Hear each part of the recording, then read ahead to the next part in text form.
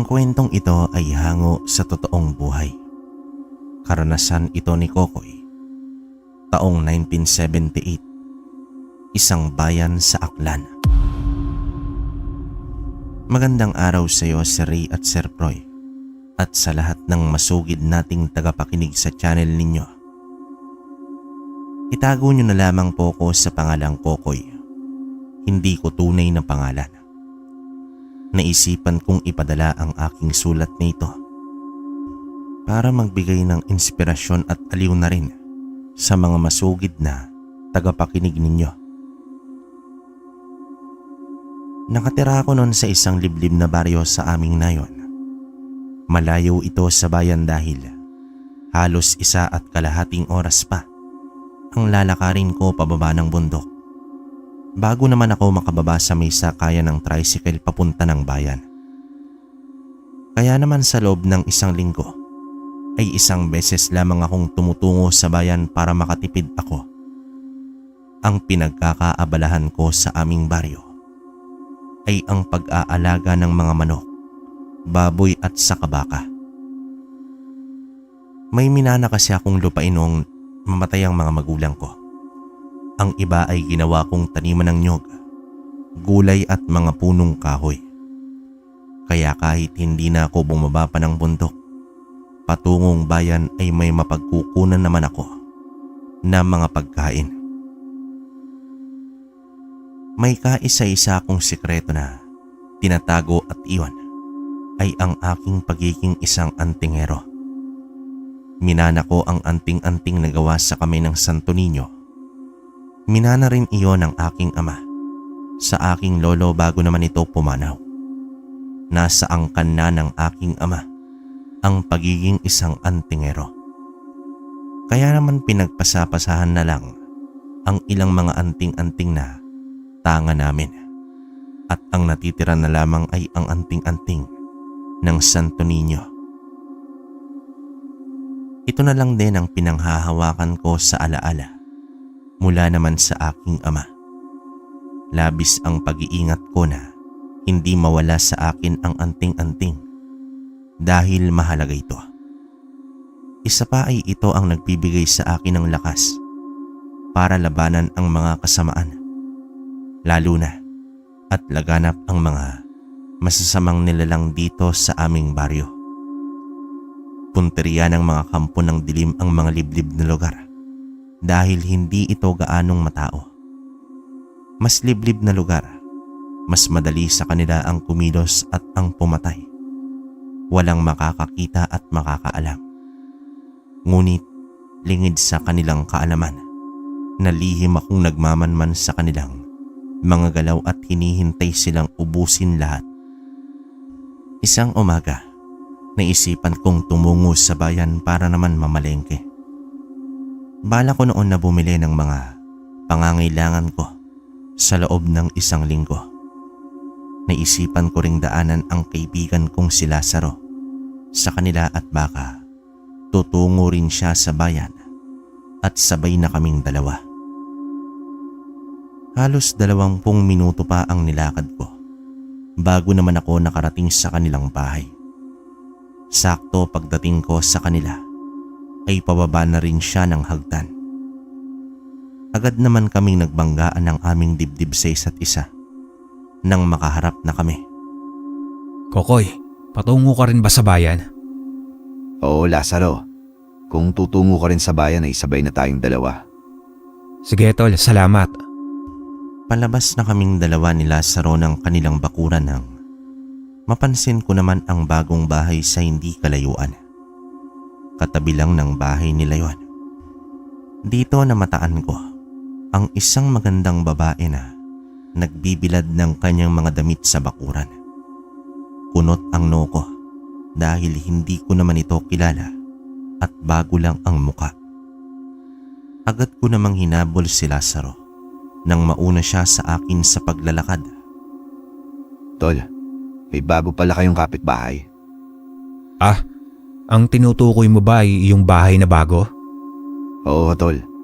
Ngayon ko lang kasi nakita pati yung babae. Si Minda yon. Bagong lipat dito sa baryo natin. Pamangkin daw siya ni Mang Boboy. Mag-isa na lang siya sa buhay dahil naghiwalay ang kanyang mga magulang. Kung gano'n ay mag-isa na lang siya sa buhay. Bakit hindi na lang kaya siya tumira kay Mang Boboy? Balita ko kasi lilipat din sa kabilang bayan si Mang Boboy sa susunod na linggo. Ganoon ba? Parang ang daming lumilipat sa kabilang bayan na. Ano kayang rason? Alam mo na, maraming aswang dito sa baryo natin. Kaya hindi nakapagtataka na lumipat ang mga kabaryo natin. Kung sa bagay. Pero nawala naman na ang ibang aswang. Hindi na ganun karami ang nawawalang mga tao at biktima nila. Ayun nga eh. Pero hindi mo naman maiaalis ang takot sa kanila. Maski ako nga ay natatakot. Tinatapangan lang namin nila nanay dahil dito ang ikinabubuhay natin. Ikaw ba, Kokoy? Mukhang hindi ka yata natatakot. Aswang ka siguro ano? Lintik, mukha ba akong aswang? Saka kung aswang ako, matagal na sana kitang tinapos. Ikaw ang uunahin ko. Biro lang yon, tol. Tawang-tawa naman si Lazaro habang papunta kami sa may sakayan ng tricycle. Napailing na lamang ako at sumunod sa kanya.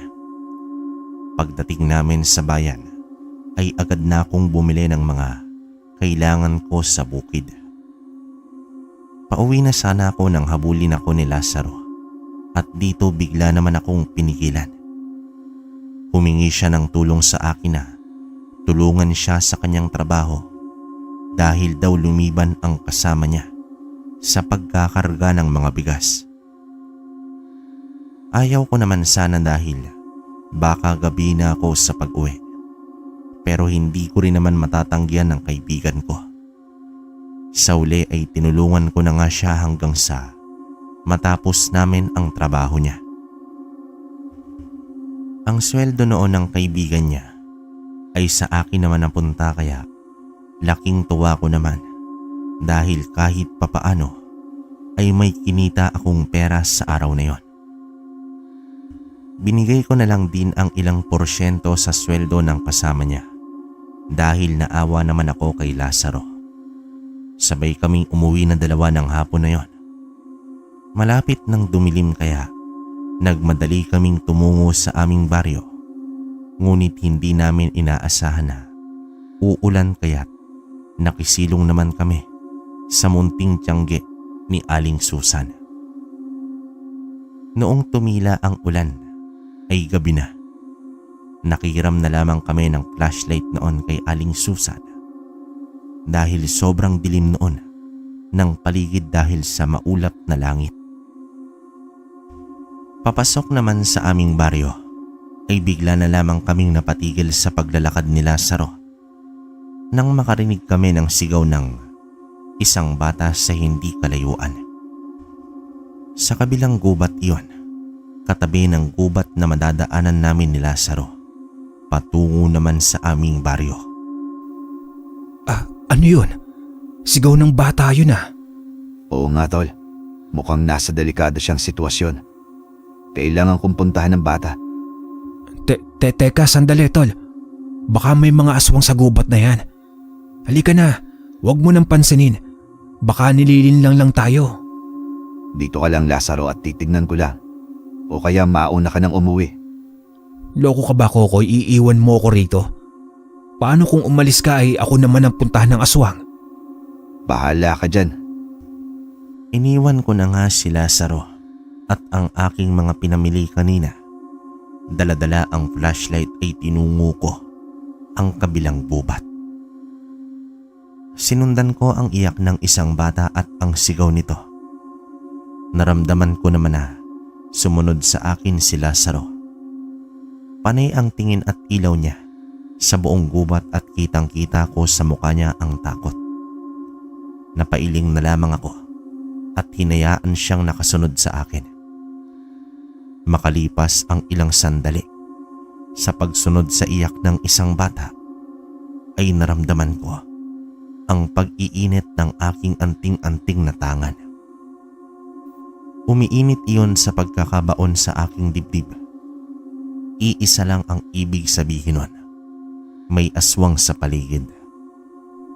Tulong! Tulungan niyo ako! Muli naming narinig ni Lazaro ang iyak at sigaw ng bata. Lumingalinga naman ako sa buong paligid. Pinapakinggan mabuti kung saan nanggagaling ang boses ng batang lalaking yon. Hanggang sa mailaan ko ang isang batang lalaki na tumatakbo patungo sa aming kinaroroonan. May bahid ng dugo ang suot nitong damit at umiiyak. Pagdating niya sa aming harapan, ay napaluhod naman siya. Agad na tumungo si Lazaro sa aking likuran at takot na sumiksik doon. Siniko ko naman siya at saka ko muling binalingan ang bata. Nararamdaman ko ng mga sandaling yon na hindi aswang ang batang lalaki. Tinitigan ko ito ng mabuti at doon ko napagtanto na anak ito ni Mang Ben. Pabian, anong nangyari sa'yo? Inahabol ho ako ng aswang, Kuya Kokoy. Tulungan niyo ho ako at si Tatay Ben. Parang awa niyo na ho. Nasaan siya? Kinuha po siya ng aswang. Pambira, Kokoy. Huwag mong sabihin na susundan mo ang aswang na yon. Baka mapahama ka. Dito lang kayong dalawa ni Pabian. Hahabulin ko yung aswang, baka buhay pa si Mang Ben. Nahihibang ka na ba, Kokoy? Hindi mo ba nadinig ang sinabi ko? Kaya ko ang sarili ko, Lazaro. Huwag kang mag-alala sa akin. Isa akong mandarigma. Kaya dyan lang kayo ni Pabian. Huwag kayong aalis. Hindi ko na hinintay pang makapagsalita pang muli itong si Lazaro para pigilan ako. Agad na akong tumakbo nang mabilis at sinundan ng presensya ng isang aswang na hindi pa nalalayo sa gubat. Sa tulong ng aking anting-anting ay tumalas ang paningin ko sa dilim at bumilis din ang takbo ko. Doble sa bilis ng isang kabayo. Iyon ang dahilan kung bakit ko nahabol ang aswang na dala-dala itong si Mang Ben. Inunahan ko ang aswang at huminto ito sa harap ko. Gulat na gulat siya nang makita ako sa kanyang harapan noong napahinto ito. Hindi niya binitawan si Mang Ben na wala ng malay. Pasensya ka na sa pag-arang ko sa'yo. Pero kinakailangan mong bitawan si Mang Ben. Ngumisi naman sa akin ang aswang na parabang sinusubukan niya ako. Mas lalo pa niyang hinigpitan ang pagkakahawa kay Mang Ben. Akma na sana siyang tatakbulit nang agad ko siyang sinipa sa kanyang pangit na muka. Binitawan niya itong si Mang Ben. Agad kong dinaluhan ang matanda saka ito binuhat. Dinala ko naman siya sa isang puno ng mangga at doon ko siya pinasandal. Muli kong hinarap ang aswang na yon. Nagalit na sa akin sa mga sandaling yon. Nanlilisik din ang mga mapupula niyang mata at parang bang gusto niya akong patayin. Sa galit niya, agad itong sumugod. Mabilis ang kilos niya, pero agad ko naman iyong nasundan. Maliksi siyang klase ng aswang at para sa akin, kakaiba ang lahi niya. Ngunit hindi na iba ang anyo niya tulad ng isang aso, ngunit may babangis na mga mata at matutulis na mga kuko na handang dumurog ng kahit sinong harangin niya. Dito nagpakawala siya ng mabilis na kalmot gamit ang mga kuko niya. Ngunit agad ko iyong nailagan. Humiyaw naman siya ng malakas at galit na umataking muli. Hindi niya ako binigyan ng pagkakataon na makapagbigay man lang ng atake sa kanya. Panay lang ang iwas ko at ilag sa mga suntok at sipa niya. May pagkakataon din na dumarasal siya sa hangin pero nilalabanan ko naman yon gamit ng aking anting-anting ng Santo Niño. Noong magkaroon ako ng pagkakataon na atakihin siya, ay mabilis ko naman siyang sinipa sa kanyang katawan. Tumilapon siya sa may kakawian. Agad ko siyang sinundan at itinaas ko ang aking kamay sa ere at akma kong hahampasin iyon sa kanya. Ngunit agad naman siyang lumundag at lumipat sa kabilang parte ng gubat. Noon ay napamura naman ako sa aking isipan dahil hindi ko man lang nadala ang baston ko na siyang sandata ko laban sa mga kagaya niyang aswang. Napatingin naman ako sa sanga ng kahoy. Kinuha at binali ko yon at saka ko ito dinasalan. Pakiramdam ko ay dumaloy patungo roon ang lakas ng aking tangan. Napangisi naman ako nang maramdaman na pwede ko yung gamitin laban sa aking karap na aswang. Umatras siya ng konti at tumingin ng matalim. Para bang hinahamon akong sumuko na. Ngunit hindi naman ako aatras. Sa isip ko noon kalakbay, ang labanan na yon ay isa lang ang magwawagi at hindi ko hahayaang siya yon. Itinuro ko sa kanya ang aking hawak na baston. Saka ko naman siya tinawanan. Sumuko ka na, aswang. Wala ka ng kawala pa mula sa akin. Siguro naman ay nabalitaan mo na ang tungkol sa akin dahil sa mga ibang kasamaan mo na nakalaban ko. Ako? Mapapasuko mo? Wala sa bokabularyo ko ang pagsuko, Antingero. Kung mayroon man nasusuko sa ating dalawa, siguradong ikaw yon. Pasensya ka na pero hindi yan mangyayari. At sisiguraduhin ko na mapapatay kita ngayong gabi dahil hindi ko nahahayaan na may mabiktima ka pang ibang tao. Kung ganoon, di pigilan mo ako. Agad na sumugod sa akin ang aswang na yon. Ang kanyang mga mata ang nagliliyab sa galit. Sunod-sunod ang pag-atake niya. Mabilis at walang pag-aalinlangan. Hinanda ko ang sanga ng kahoy na siyang naging baston ko pansamantala. Matibay iyon at tila lumalabas ng lakas sa akin. Inikot ko naman ito sa hangin at sa bawat hampas ko, nag-uumigting ang hangarin kong tapusin ang laban na yon. Sumugod din ako, walang takot, habang ang aswang ay nagpakawala ng malalalim na kalmot. Umiwas ako, ngunit naramdaman ko ang bahagyang kirot sa aking balikat. Hindi ko napansin na naabot niya pala ako sa aking balikat, pero hindi yun sapat para pabagsakin niya ako. Isang mabilis na galaw ng aking kamay ang aking ginawa at ang sanga ng kahoy ay tumama sa kanyang tagiliran. Napatras naman ito at tumatungal sa sobrang sakit. Bigla na lamang nagising ang kanyang galit. Ang mga pangil niya ay bigla niyang pinakita sa akin at muling bumelo para muling sumugod sa akin.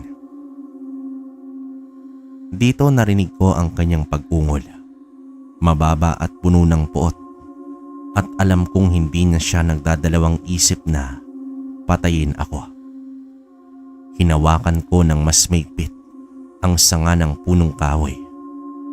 Muli kong naramdaman ang matibay na dumadaloy sa aking katawan.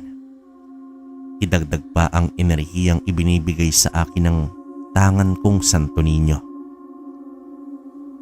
Nang makita ko siyang muli na papalapit, iniwasan ko ang unang atake at buong lakas na ibinagsak ang sanga sa kanyang likuran. Sumigaw naman siya na parang tunog na nagmula sa kailaliman ng lupa. Huminto ito sa kanyang pag-atake. Ang aswang na yon at pansamantalang nawala ng balanse. Habol niya ang kanyang hininga habang iniinda ang sakit na dulot ng aking hawak na baston. Nanlilisik ang mga mata niyang umangat at tumingin sa akin. Naglabasan ang mga ugat niya sa buong katawan at agad na tumakbo naman ito papunta sa akin. Hindi ko sinayang ang pagkakataon na yon. Tumalon ako papunta sa kanya at dito ibinaon ko ang sanga sa kanyang dibdib. Sa puntong iyon, hindi niya kayang mapigilan. Dito na puno ng dugo ang sanga, ngunit hindi ko naman yon binitawan. Patuloy niyang sinubukan akong abutin ng kanyang mahabang mga kuko, ngunit hindi niya ako maabot. Ramdam ko rin ang unti-unti niyang panghihina hanggang sa wakas bumagsak nito sa lupa habang habol ang sariling hininga. Binitawan ko ang sanga ng punong kahoy na nanatiling nakabaon sa kanyang dibdib. Dinungaw ko naman siya at pinakatitigan. Dito itinaas ko ang aking kanang kamay, ngunit nakatutok sa kanya ang aking palad. Ipinikit ko ang aking mga mata at saka naman ako bumigkas ng isang panalangin para sa kanyang kasalanan. Ilang sandali ang lumipas at nanginig siya. Sumuka ng dugo at dilat ang mga matang binawian ng kanyang sariling buhay. Hinugot ko ang sanga mula sa kanyang katawan at tiimbagang kong pinasadahan ng tingin ang bangkay ng aswang. Binalingan ko ang katawan ni Mang Ben na nakasandig sa isang punong kahoy. Doon ko rin napagtanto na may sugat pala siya sa kanyang leeg. Nang kinapa ko naman ang kanyang pulso ay hindi na yung tumitibok, maging ang kanyang puso. Napamura naman ako nang napagtanto na patay na itong si Mang Ben at hindi ko siya nailigtas. Binuhat ko siya pabalik sa kinaroroonan nila Lazaro at Fabian.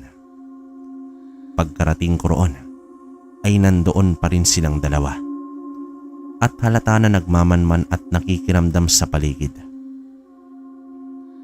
Nang makita nila akong buhat-buhat si Mang Ben, ay agad na lumapit sa akin si Fabian.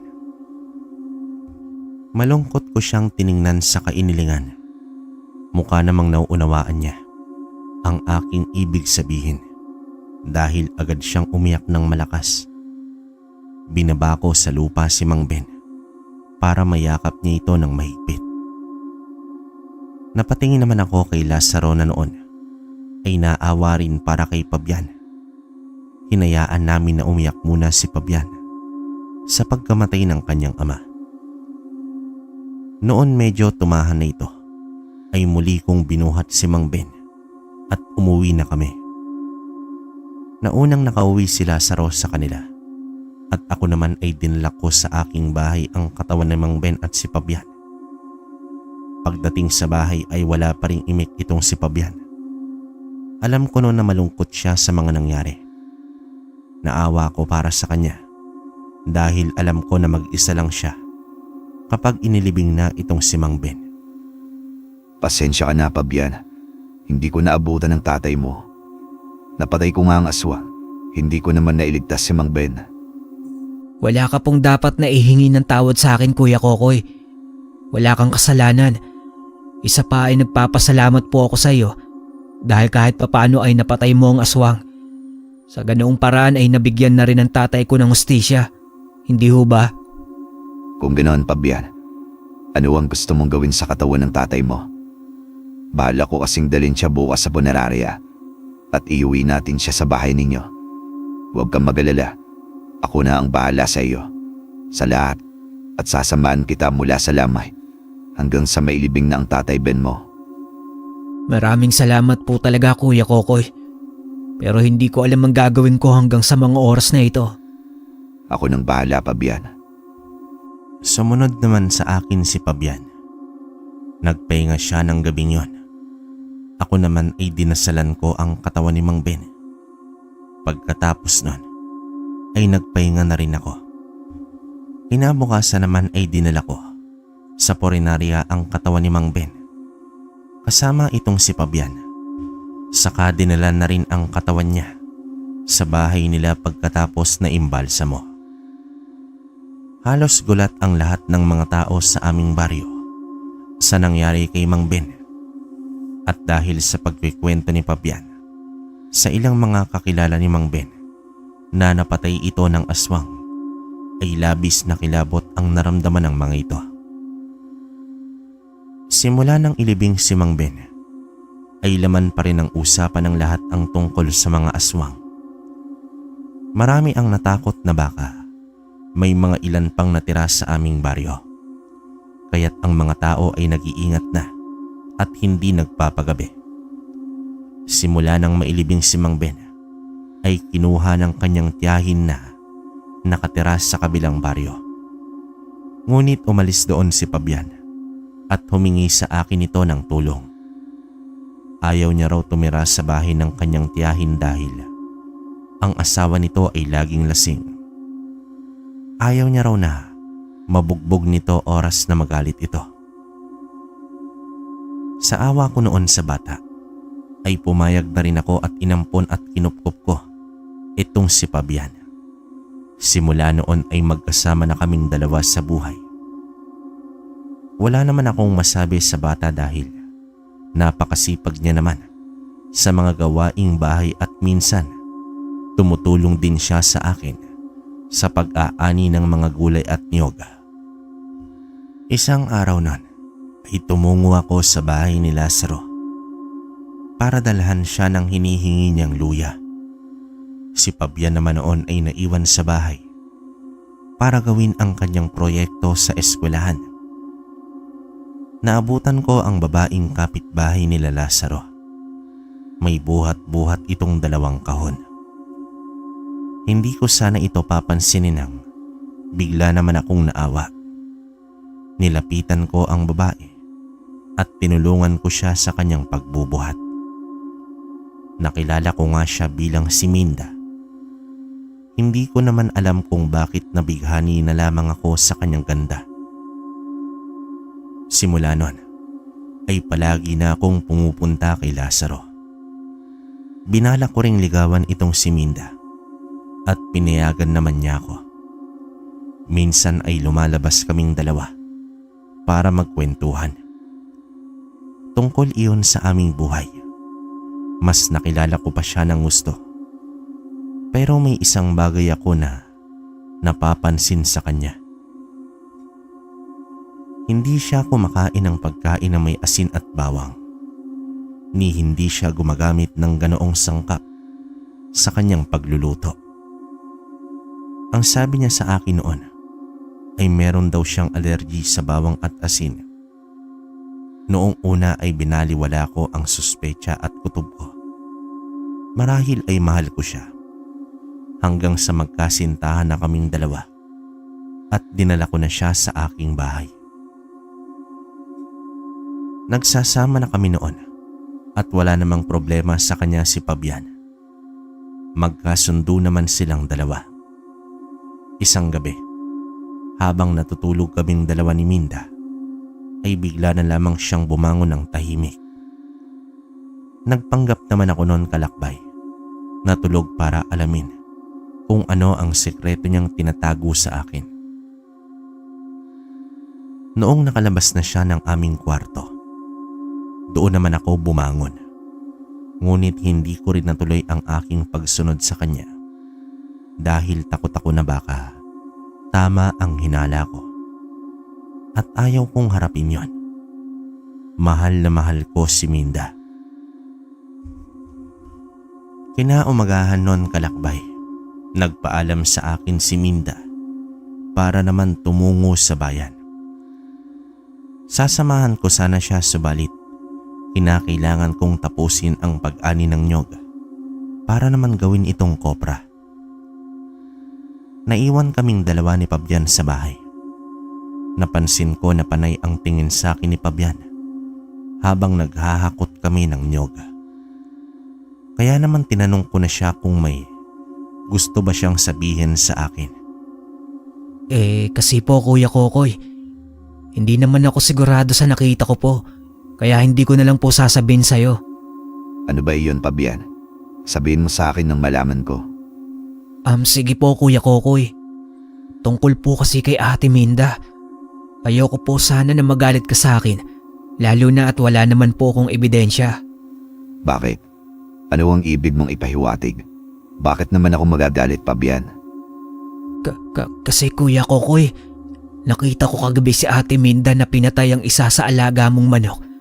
Saka sinipsip niya ang dugo ng manok. Nagbibiro ka ba, Pabian? Baka namamalikmata ka lang. Hindi po, Kuya Kokoy. Totoo talaga ang nakita ko. Iinom dapat sana ako ng tubig kagabi. Tapos nakita ko na lumabas si Ate Minda.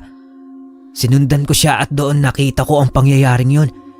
Sa takot ko po ay bumalik ako sa aking silid. Kung ayaw mo pong maniwala sa akin, Kuya Kokoy, bantayan mo po si Ate Minda. Matapos ng mga sinabi sa akin ni Pabian, hindi na ako nakapagsalita nang marinig ko ang lahat ng yon.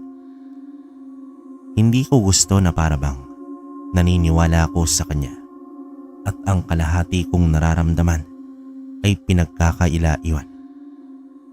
Pero malakas ang pakiramdam ko na nagsasabi ng totoo itong si Pabian. Napaisip na rin ako noon kung bakit wala man lang reaksyon ang anting-anting ko kapag kasama si Minda, kung bakit hindi iyon umiinit. Pagbalik naman ni Minda ay pinagmasdan ko lamang siya. Doon ay napansin ko na palagi niyang suot ang isang itim na singsing sa kanyang daliri. Hindi ko yon napansin dahil akala ko ay simpleng singsing lamang yon. Pero malakas ang kutob ko na iyon ang pumoprotekta sa kanya para labanan ang anting-anting ng isang antingero. Nang sa ganoon ay hindi agad malaman ng kanyang magiging kalaban na isa siyang purong aswang. Habang kumakain kami ng hapunan ay napansin ko na hindi ginagalaw ni Pabian ang pagkaing niluto ni Minda. Kaya naman gumawa ko ng paraan na hindi mapansin ni Minda ang kakaibang pangyayari sa loob ng bahay. Palihim naman akong kumuha ng kalamansi at pinigaan ang pagkain naming dalawa ni Pabian. Noong masiguro namin na wala naman doong kakaiba, ay kumain na kaming dalawa. Pinag-usapan namin kanina ni Pabian na babantayan ko si Minda dahil gusto kong makita ng mismong mga mata ko kung aswang nga ang babaeng minamahal ko. Noong maramdaman ko ulit ang pagbangon ni Minda sa kalagitnaan ng aming pagtulog, ay dito sinundan ko na siya. Tumungo nga siya sa may kulungan ng aking mga manok. Walang kahirap-hirap niyang dinakip ang isa kong manok at kinagat iyon sa leeg. Saka naman sinipsip ang dugo nito. Nabato naman ako sa aking kinatatayuan habang hindi makapaniwala sa aking nakikita. Noon ay naramdaman ko ang pag-iinit ng aking anting-anting. Lintik ka, isa ka palang aswang. Kailan mo pa ako niloloko, Minda? Natigilan naman si Minda sa pagsipsip ng dugo sa manok at binitawan niya iyon. Nang marinig niya ang boses ko, unti-unti siyang lumingon sa akin at bumungad ang nakakatakot niyang itsura. Matutulis ang kanyang mga ngipin na tila nangingitim na. Kulubot ang kanyang muka kung saan kitang-kita ang mga itim niyang ugat. Buhaghag din ang kanyang buhok at mahaba ang mga kuko nito sa kanyang kamay. Hindi na siya si Minda na isang magandang babae at maamo ang muka. Dito napakuyom ang kamay ko sa galit at hindi makapaniwala na isa na ngang aswang ang babaeng mahal ko. Nang makita niya ako, ay bigla siyang bumalik sa normal ang kanyang anyo.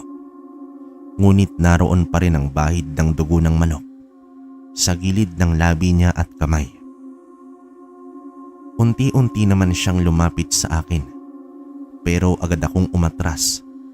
Nakahanda akong kalabanin siya anumang oras na sugurin niya ako. Bakit mo ako niloko? Ano ang pakay mo sa amin ni Pabian, ha? Gagawin mo rin ba kaming isang tulad mo? Dito umiling naman siya at umiyak. Biglang nanlambot ang puso ko nang makita ko siyang umiiyak. Gusto ko siyang yakapin ng mga sandaling yon at sabihin sa kanya na ayos lang ang lahat. Pero hindi ko hinayaan ang sarili kong mahulog sa patibong niya. Naisip ko na noon na baka niloloko lang at nililin lang niya ako. Ginagamit ang pagmamahal ko sa kanya para paslangin ako. Lihim din akong nagpapasalamat noon dahil hindi ko pa sa kanya nasasabi na isa akong antingero. Dahil kung nagkataon, baka matagal niya na akong pinaslang. Magsasalita na sana si Minda nang matigilan kaming dalawa sa isang huni sa hindi kalayuan.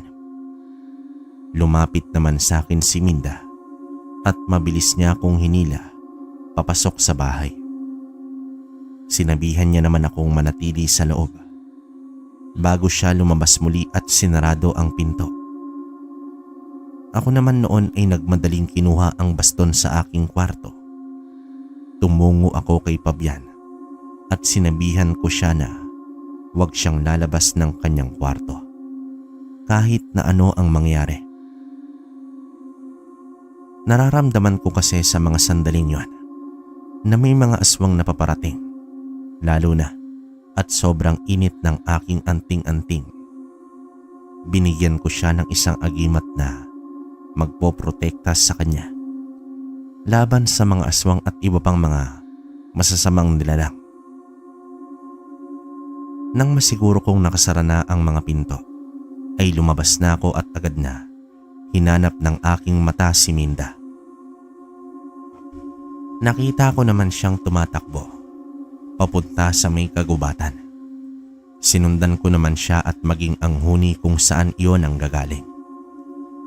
Pagkarating sa kapatagan ay huminto naman si Minda. Lumingon siya sa akin. Sinigawan niya akong umalis dahil mapapahamak lang ako, pero marahas naman akong umiling. Lumapit naman siya sa akin at pumesto sa aking harapan na para bang pinoprotektahan niya ako laban sa kung sino man ang tinitingnan niyang nagtatago sa dilim ng mga sandaling yon. Makaraan ang ilang sandali, dito ay may lumabas na 3 lalaki sa bukana ng gubat. Hindi ko kilala ang mga ito at bagong mukha lang lahat sila sa akin. Wala silang suot na pang-itaas at tanging pang-ibaba lamang. Ang isang lalaki na may bigote ang umisi at unang nagsalita. Base naman sa aura nito, ay mukhang ito ang nangunguna sa kanilang 3. Narinig ko namang binulong ni Minda ang pangalan nitong si Dimas. Hindi ko akalain na dito lang pala kita matatagpuan, Minda. Kay tagal kitang hinanap. At sino yung kasama mo? Siya ba ang ipinalit mo sa akin? Isang tao? Anong kailangan nyo kay Minda? Narito ako para bawiin siya at iuwi sa amin. Siya lang naman ang mapapangasawa ko. Ngunit tumakas siya ilang buwan na ang nakakaraan. At hindi ko akalain na ipagpapalit niya ako sa isang katulad mo lang. Hindi ako makapapayag na maikasal sa iyo ang kasintahan ko. Kung sino ka man, wala akong pakialam. Gusto ko ang tapang mo, lalaki. Pero hindi rin ako papayag na mapunta sa'yo si Minda. Kitang-kita ko naman ang pagpapalit ng anyo ng 3 aswang sa isang napakalaking aso at ganoon din si Minda. Ang pinagtatakahan ko lang ay kung bakit niya ako pinoprotektahan laban sa 3 aswang na gusto siyang kunin. Mabilis na sumugod ang isang aswang. Patungo naman sa aming kinatatayo ang 2. Agad na sinunggaban ni Minda ang sumugod at ang 2 naman ay tumungo sa aking kinaroroonan para sakmalin ako. Umiwas ako sa kanilang atake, pero hindi tumigil ang 2 aswang sa kagustuhan na patayin ako. Humigpit naman ang pagkakahawak ko sa aking baston at nagpakawala ng lakas sa paghampas nun sa dalawang aswang. Dito tumilapon ang dalawang aswang sa may kakawyan dahil sa lakas na enerhiyang nagmumula sa aking anting-anting. Lumapit sa akin itong si Minda at muli na naman niya akong pinoprotektahan. Kakaiba. Isang aswang pinoprotektahan ng isang antingero at ang antingerong pinoprotektahan ng isang aswang. Ano, Minda? Kumakalas ka na ba sa ating angkan? Kakalabanin mo ba ang mga kalahi mo para lamang sa lalaking yan? Isa itong kahibangan at kataksilan, Minda. Gumising ka! Isang alulong lamang ang isinagot ni Minda kay Dimas. Hindi ko yon maunawaan pero agad kong napagtanto na mas lalong nagalit si Dimas kay Minda. Dito hinawakan ni Minda ang aking kamay at mabilis niya naman akong hinila. Tumakbo na kami sa loob ng kagubatan habang hinahabol kami ni Dimas at ng kanyang dalawang kasama. Tumakas ka na, Minda. Ako nang bahala sa kanila. Tumigil naman si Minda sa pagtakbo, dahilan para mapatigil din ako. Umiling siya sa akin. Mariin niya akong sinabihan na hindi raw ganoon kadaling kalabanin si Dimas. Malakas daw na klase ng aswang itong si Dimas dahil may taglay itong isang bertud na nagbibigay ng kanyang kakaibang lakas sa kung sino man ang may hawak dito. Nabigla na lamang kaming dalawa ni Minda nang maabutan kami ni Dimas. Ngumisi naman ito sa amin habang nanlilisik ang dalawang mga mata. Wala na kayong matatakbuhan pa. Tatapusin ko na kayong dalawa. Isa kang taksil, Minda. Kaya wala na akong pagpipilian, kundi ang patayin ka na kasama ang lalaking ito. Hindi ko hahayaan na mangyari yon. Dadaan ka muna sa akin bago mo mapatay si Minda. At sisiguraduhin ko na ikaw ang mamamatay at yung mga kasama mo. Hindi mo ko kaya, lalaki. Huwag mong ipagmalaki ang tangan mong anting-anting dahil hindi yan tatalab sa akin. Mas malakas ang tangang kong bertod kaysa sa tangan mo. Malalaman natin kung malakas nga talaga ang tangan mo. Iyon ay kung maglalaban tayong dalawa. Walang problema sa akin. Agad na sumugod si Dimas patungo sa amin. Agad kong binuhat si Minda at dinala siya sa ilalim ng isang puno. Sinabihan ko siya na huwag aalis doon. Pero umiling siya at mabilis na hinarap ang dalawang kasama ni Dimas.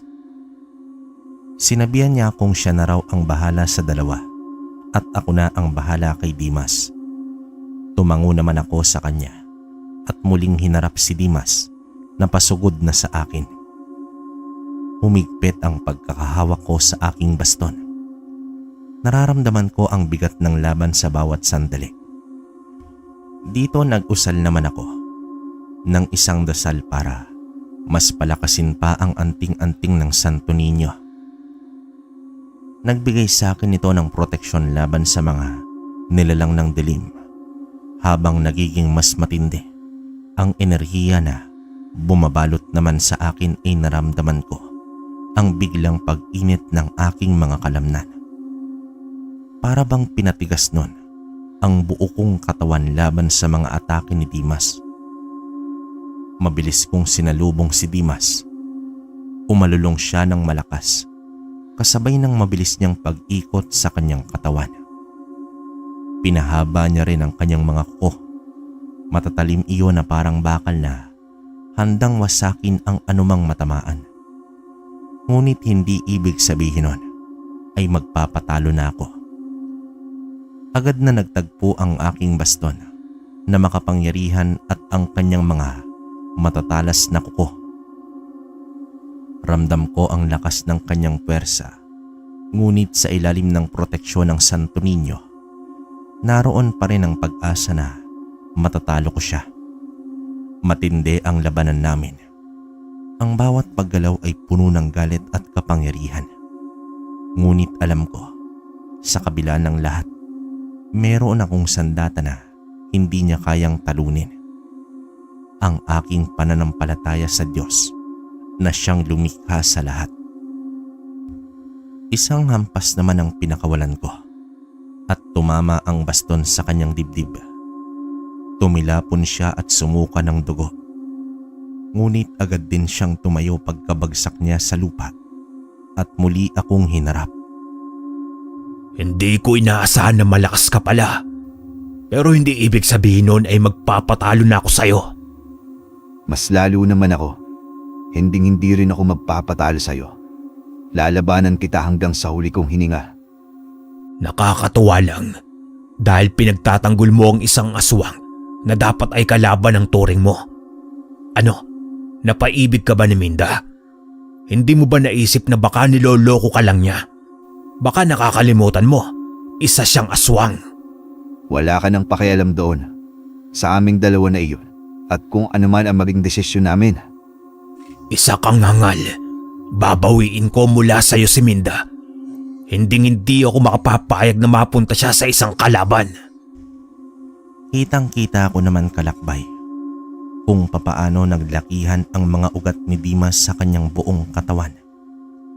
Nadagdagan pa ang kanyang enerhiya ng mga sandaling yon.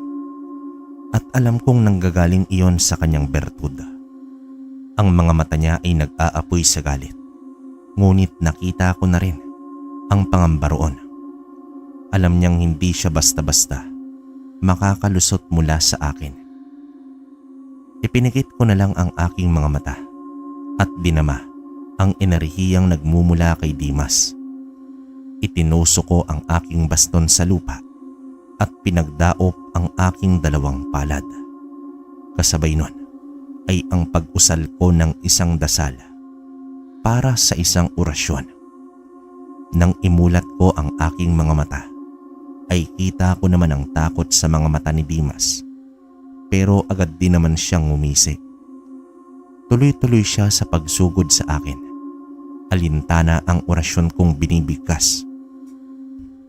Akma na sana niya akong kakalmutin nang may persang tumulak sa kanya. Dahilan para ilipad siya noon sa malayo. Agad kong hinugot ang aking baston habang ramdam ko ang pagpunta roon ng aking enerhiya na nagmula naman sa aking anting-anting.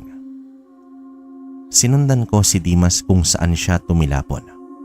Nang makita ko siya, ay nagpakawala naman ako ng sunod-sunod na sipa sa kanyang dibdib.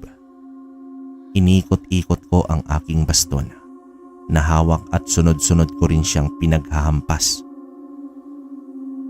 Ang nakapagtataka lang ay nagagawa pa rin niyang tumayo kahit ilang beses na siyang bumagsak at sumuka ng maraming dugo. Muling sumugod si Dimas. Mabilis at malupit ang galaw. Ngunit hindi naman ako natinag dahil nakahanda na ako sa atake niyang yon. Sa isang mabilis na kilos, iniwasan ko ang kanyang mga kuko at muling hinampas ang baston sa kanyang balikat. Tumama naman ito na may puwersa. Narinig ko ang tunog ng kanyang buto. Napaurong si Dimas at agad na napasigaw. Humingal siya ng marahas at halata sa kanyang mukha ang sakit na kanyang iniinda. Kung ako sa iyo ay sumuko ka na lang, Dimas. Wala ka ng laban pa sa akin. Huwag mong hintayin na gamitin ko sa iyo ang aking engkantasyon. Kahit kailan, wala sa bokabularyo ko ang sumuko. Kahit hanggang sa huli kong hininga, hindi ako susuko. Binibigyan lang kita ng pagkakataon, Dimas. Pinapadali ko na lang sa iyo ang lahat. Huwag kang pakampante. Hindi ko pa inilalabas ang tunay na kapangyarihan ng aking bertud. Tumayo ng maayos itong si Dimas at agad na tumakbo patungo sa akin. Kahit na hindi niya nagagalaw ang kanyang kabilang balikat, ay nagawa pa rin niyang kumilos ng mabilis. Lumundag siya at bumulusok siya pa ibaba. Sinangga ko ang kanyang mga kuko gamit ang baston at malakas ko siyang itinulak. Sumigaw naman siya at nagwala. Pagkatapos nun, ay itinaas niya ang kanyang dalawang kamay sa ere habang may inuusal na isang dasal. Isa iyong orasyon at humihingi siya ng kapangyarihan sa buwan. Itinaas ko rin ang aking baston at nag-usal rin ako ng isang inkantasyon laban kay Dimas. Hindi ang kapangyarihan mo ang katapusan ko, Dimas. Ang liwanag ng Santo Niño ang magtatapos sa kadiliman mo. Paunahan na lang tayong dalawa kung sino sa atin ang matatalo. Lumiwanag naman ang aking baston habang itinataas ko yon. Napasigaw si Dimas nang tamaan siya ng liwanag. Rinig ko ang paghihirap niya at tila siya ay nasasaktan sa liwanag na yon. Kinuha ko ang pagkakataon na yon para ipunin ang buo kong lakas sa katawan. Umigting ang pangako nang maramdaman ko ang malakas na enerhiyang gustong kumawala sa akin. Mabilis akong tumakbo patungo sa kinaroroonan ni Dimas at agad ko siyang sinuntok sa kanyang sikmura. Tumilapon siya sa hindi kalayuan. Agad ko siyang sinundan at sunod-sunod na suntok ang aking pinakawalan. Dito itinaas ko ang aking kamay para kunin ang baston na aking iniwan. Nang mahawakan ko yon, ay itinapat ko ang dulo nun sa noo ni Dimas. Nagpupumiglas siya at nagwala. Napanatili siya sa sakit habang naramdaman kong pumapasok ang kapangyarihan ng Santo Niño sa kanyang katawan. Nililinis ang kasamaan niya at maging kaluluwa. Ilang beses pa siyang sumigaw na hindi siya makapapayag na matatalo siya ng ganun lang kadali. Nakita kong unti-unting lumalabas ang itim na bertud mula sa kanyang katawan. Akma ko na sana iyong kukunin ng mabilis iyong lumipad patungo naman sa isa nitong kasama na kalaban ni Minda. Bago pa man lumapat ang baston ko sa kalaban, nakita kong nalunok na nito ang itim na bertud ni Dimas. Agad kong hinila si Minda papalayo. Alam kong magiging mas malakas pa ang aswang sa mga sandaling yon. Nag-iba rin ang anyo ng kanyang katawan. Nangitim na balat na mabalahibo at ang mga matay kumikislap na kulay pula. Umahangos ito ng malalim na parabang nanggaling sa kailaliman ng lupa. Minda, kailangan natin mag-ingat. Diyan ka lang at ako ang kakalaban sa kanya. Hinawakan ko naman sa braso si Minda nang sabihin ko yon sa kanya. Naramdaman ko ang panginginig ng kanyang kamay pero agad din naman siyang kumalma. Sinabi niya sa akin na kaya niyang makipaglaban at alam niya kung papaano talunin ang aswang nakaharap naming dalawa.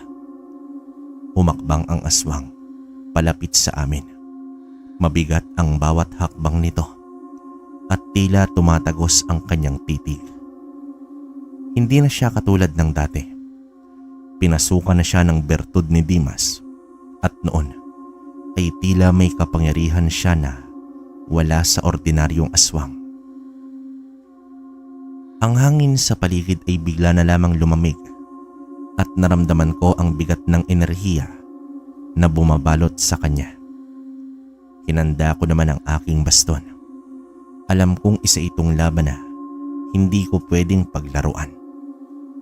Hindi pa ako nakakahanda ay mabilis na siyang umatake. Sa isang iglap ay nasa harapan ko na siya at akma na sana niya akong kakalmutin ng masipa siya agad ni Minda. Sa lakas ng pagkakasipa ni Minda ay tumilapon ang aswang at tumama ang likod nito sa malaking kahoy. Sa mga sandaling yon ay nakapagpalit na ng anyo niya si Minda.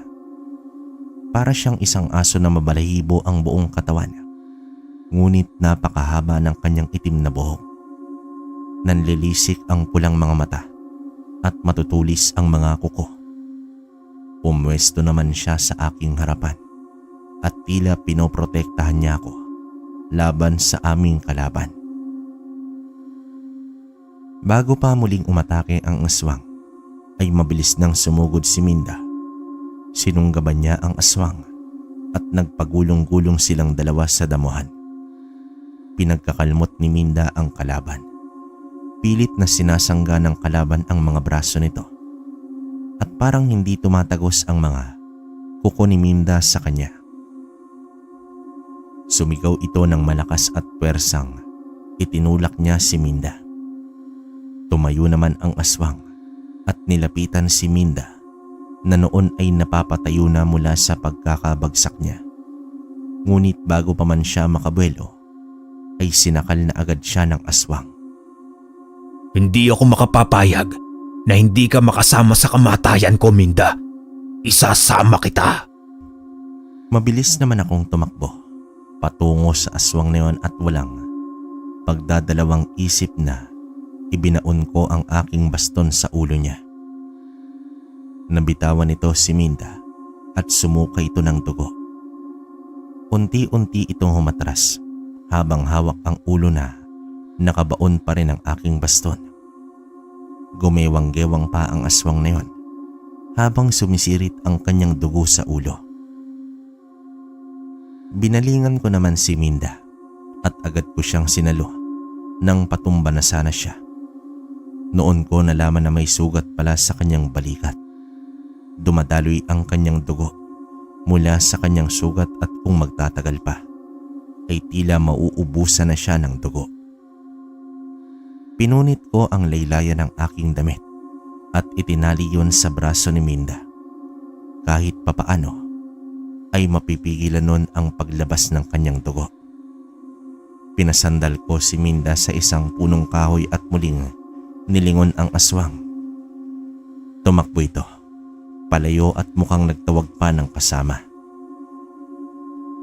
Sinundan ko ang aswang na yon at mabilis naman akong lumundag. Bumulusok ako paibaba at inunat ko ang aking dalawang kamay.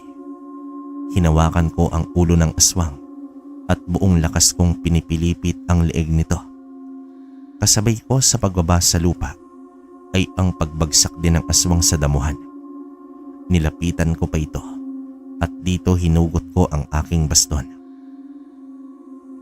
Makalipas ang ilang sandali ay kitang-kita ko ang paglabasan ng mga itim na ugat at binalot nun ang katawan ng mga aswang hanggang sa tuluyan silang nawala sa aking paningin. Pagtingin ko naman sa pinag-iwanan ko kay Minda ay nanlaki ang mata ko nang sakal-sakal na siya ng isang aswang.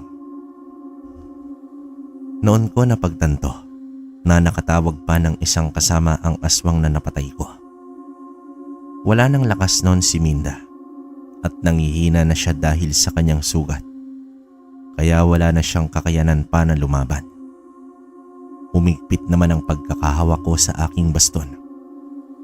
Nagdadalawang isip ako kung papaliparin ko yon patungo sa kinaroroonan ni Minda, dahil kung papaliparin ko yon sa aswang ay siguradong tatagos din kay Minda. Narinig kong sumigaw si Minda. Sinigawan niya ako na ituloy ang aking binabalak. Iyon lang din ang tanging paraan. Pero umiling naman ako. Ayoko siyang mamatay. Gusto ko pa siyang magbagong buhay. Bala ko siyang dalin kay Mang Celso para walain ang kanyang pagiging aswang. Nilingon ako ng aswang na nakasakal noon kay Minda. Ngumisi pa ito na parabang sinusukat niya ang pasya ko at kung ano ang aking gagawin sa mga sandaling yon. Tumalim naman ang aking paningin at agad na ngumisi rin pabalik sa aswang. Bumulong pa ako sa hangin ng isang orasyon laban sa aswang na yon. Sa isang iglap ay nabitawan nito si Minda at nanlalaki naman ang mga mata nang napahawak ito sa kanyang ulo. Tinakbo ko ang pagitan namin ng aswang at marahas ko siyang hinawakan sa kanyang buhok at malakas na pinalipad patungo sa may kakawyan. Hindi pa ako nakontento at sinundan ko pa ito. Namilipit ito sa may damuhan habang nakahawak pa rin sa kanyang ulo dumadaing sa sakit na kanyang nararamdaman. Gumulong-gulong pa ang aswang sa lupa na para bang nagbabaka sakali na mawala roon ang nararamdaman nitong sakit, pero hindi na yon mawawala pa. Nagkamali ka ng kinalaban mo, aswang. Ito na ang katapusan mo. Itinaas ko ang aking baston at walang pag-aalinlangan na ibinaon ang dulo nun sa dibdib ng aswang.